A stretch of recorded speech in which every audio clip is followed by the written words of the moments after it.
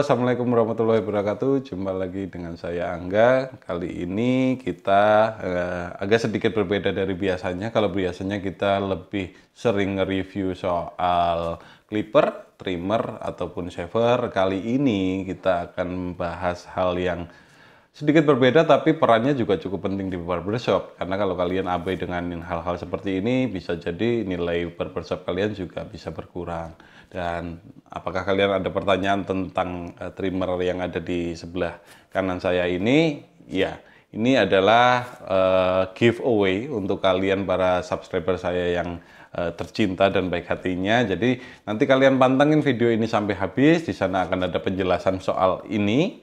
Dan di sana nanti akan terselip pertanyaan yang akan kami hadiahi satu buah trimmer dari Keme, yaitu tipe KM3202. So, buat teman-teman yang mau dapat Keme trimmer 3202 ini, kita punya 6 stok. Kita akan bagi setiap satu video dari kita akan kami berikan satu buah trimmer Keme 3202 ini. Jadi kalian pantau terus video-video kami ke depan, dan untuk yang video ini tolong disimak sampai habis. Pertama kali, kenapa sih saya mau bikin video tentang brush ya? Jadi bahasan hari ini adalah brush untuk kebutuhan barbershop. Jadi kenapa kok saya bikin bahasan tentang itu adalah karena saya mengamati banyak tempat-tempat dari kawan-kawan saya yang menurut saya pribadi itu belum ideal dalam pemenuhan kebutuhan perlengkapan barbernya. Jadi kalau kita ngomong peralatan itu kan mencakup gunting, trimmer, clipper, shaver, dan lain-lain ya. Kemudian ada perlengkapannya. Nah, untuk melengkapinya adalah salah satunya hal-hal seperti ini. Ya. Jujur awal mula idenya adalah saya mengamati di teman-teman yang lain, baik itu dalam komunitas saya ataupun teman-teman di luar komunitas, yang mereka masih banyak menggunakan perlengkapan yang sekali lagi menurut saya itu dalam tanda kutip kurang standar. Walaupun secara efektivitas, walaupun secara fungsi dia bisa berfungsi dengan baik, tetapi menurut saya untuk bicara sebuah konsep barbershop ada hal-hal yang kurang terpenuhi, yaitu jujur aja penggunaan spons atau busa. Penggunaan spons atau busa di barbershop sebenarnya kalau saya berdiskusi dengan kawan-kawan yang masih menggunakan itu, secara fungsi bisa berfungsi secara maksimal sebenarnya. Jadi spons diberi bedak, jadi dipakai untuk brushing seperti itu. Rambut-rambut yang kecil-kecil, residu bekas potongannya memang hilang dengan baik, dan harganya juga murah atau gampang sekali didapat tanpa beli. Tetapi menurut saya penggunaan spons itu secara secara visual kurang menarik gitu. Jadi walaupun ada fungsi yang terselesaikan dengan baik, secara visual diperhatikan ke customer itu juga kurang baik. Karena untuk berbicara tentang barbershop, menurut saya pribadi sih ada 3 hal yang setidaknya harus diperhatikan, yaitu soal skill, layanan tambahan, dan soal konsep. Jadi skill itu kita bicara kemampuan personal barbernya. Seseorang yang membawa nama barbershop, menurut saya skillnya harus lebih unggul ketimbang teman-teman yang masih mengusung nama atau brand pangkas rambut. Kenapa? Karena memang yang berhasil di branding teman-teman yang duluan di bisnis ini adalah barbershop ini punya nilai plus ketimbang pangkas rambut biasa. Jadi kalau kita tidak memberikan nilai plus, ya nanti orang akan bertanya-tanya, so buat apa saya masuk ke barbershop, atau buat apa saya bayar lebih untuk masuk barbershop? Padahal ketika saya masuk ke pangkas rambut biasa saja, saya sudah bisa mendapatkan pelayanan sama. Maka harus berbeda. Nah, soal skillnya harus unggul. Kedua, soal layanan. Setidak-tidaknya menurut saya, layanan yang kalian berikan di barbershop itu harus ada tambahan ketimbang di pangkas rambut biasa. Minimal ada layanan cuci rambutnya. Jadi setelah potong, pendek, rapi, sebelum pulang, berikan layanan cuci rambut atau keramas. Itu memberikan nilai plus tersendiri. Berikutnya yang tidak kalah penting dan teman-teman mungkin sering lupa adalah konsep. Konsep ini membuat nilai lebih gitu ya. Jadi kalau teman-teman biasanya di akun sosmed kalian, baik itu di Instagram atau di Facebook, ada meme yang membahas kenapa sih kopi di warung kopi dan kopi di kafe itu harganya berbeda. Iya, karena selain biaya operasional, juga mereka membuat tema konsep yang berbeda. Jadi kadang-kadang kan untuk membedakan konsepnya, kopi hitam diberi nama black coffee gitu ya. Es teh diberi nama iced tea. Sebenarnya secara fisik, rasa, penampilan, ya kalau penampilan sih mungkin berbeda, tapi secara rasa bisa jadi kurang lebih nggak ada bedanya. Tetapi yang membedakan adalah konsep. Maksud saya dalam sebuah konsep, jika kalian tidak bisa memenuhi standarisasinya dengan baik, kalian tidak akan bisa membuat perbedaan tempat kalian dengan tempat-tempat yang lain gitu ya. Jadi misalkan kalau di warung kopi, tempat duduknya hanya menggunakan tempat duduk papan kayu.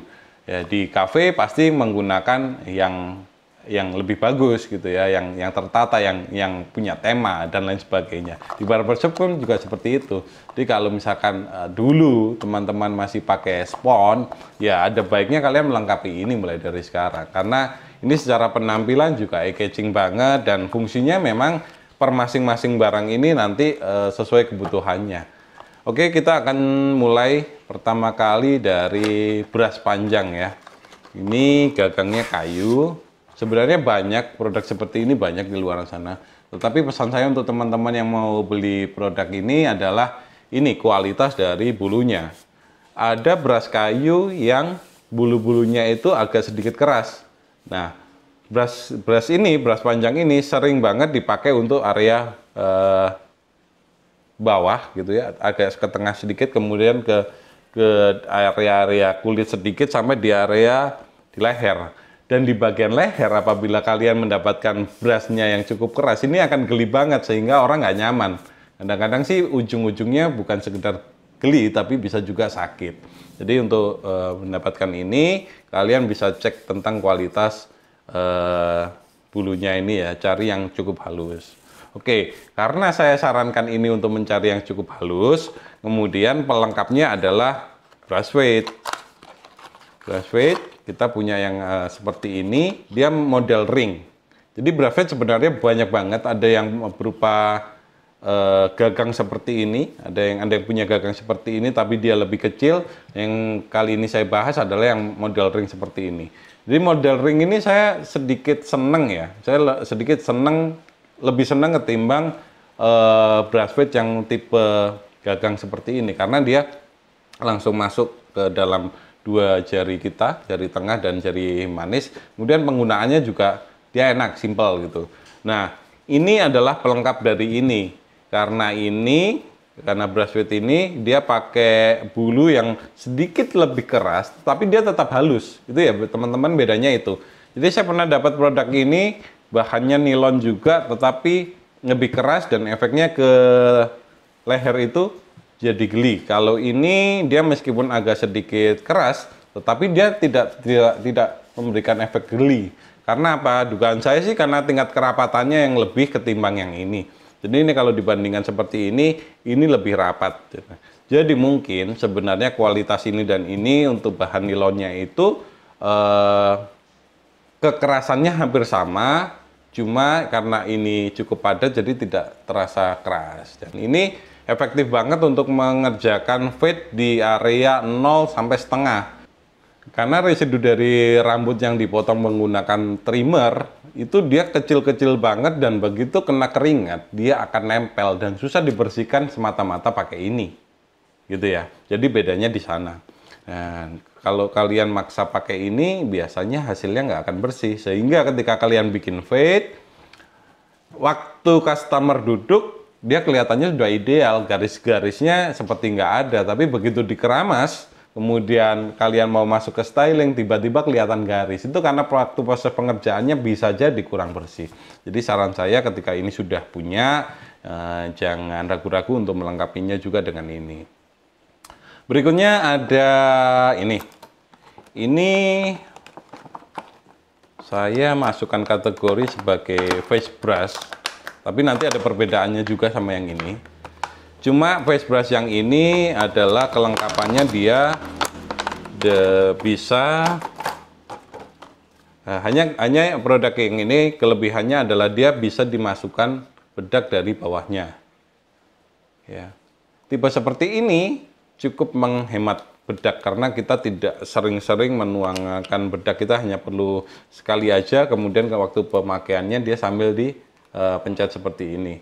Dan selain untuk wajah, dia juga bisa untuk membersihkan di bawah-bawah. Jadi sisa potongan yang agak panjang-panjang turun ke bawah itu, kalau kita harus memakaikan bedak, ini juga enak. Kelemahannya karena bahannya nilon dan panjang, itu biasanya teman-teman kurang suka karena jadi semacam kurang kuat, ya, karena diangkat terlalu panjang jadi dia lemas. Padahal secara fungsi ini dibuat panjang seperti ini memang untuk membersihkan area-area yang butuh lembut gitu. Jadi area-area wajah, area-area leher setelah finishingnya gitu.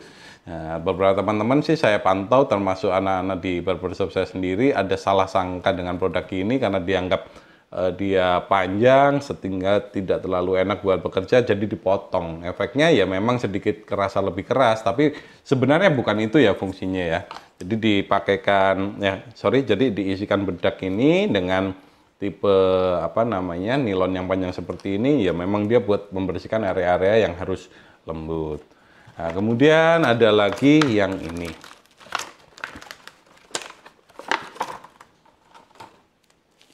Kalau ngomong soal face brush yang benar-benar saya anggap face brush sih yang ini. Karena dia halus banget dan kenapa kok harus halus sehingga baru boleh dikatakan face brush yang ideal. Iya, karena kita nanti akan membersihkan area-area yang sensitif gitu ya, seperti wajah. Kenapa ini saya anggap ideal dikatakan sebagai sebuah face brush? Ya karena dia halus dan karena halus itu maka dia baik sekali digunakan untuk di area-area yang sensitif seperti wajah.